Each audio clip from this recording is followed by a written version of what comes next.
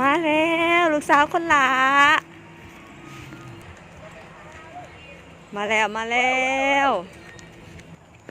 เอาลูกสาวหลามาแล้วตื่นเต้นขนาดเลย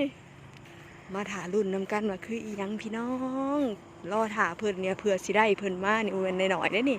อู้ขอบใจฟาร์มเพิ่นเนาะส่งฮอดเฮือนเลยโอ้เสื่อมอันเลยแบบนี้นะพอมันมืดแห้งต้องใส่ไฟมาเลยเด้อสารฟันให้ลูกได้ครบแล้วเด้อมาถารุ่นตอนต่อไปเงาวะติโอ้ยเงาบุลุ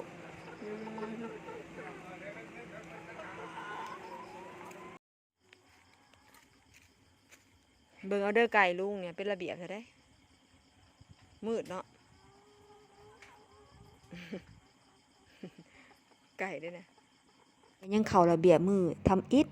ต่อ EP 2ว่าสิเกิดอีหยังขึ้นมาติดตามถาตอนต่อไปเลย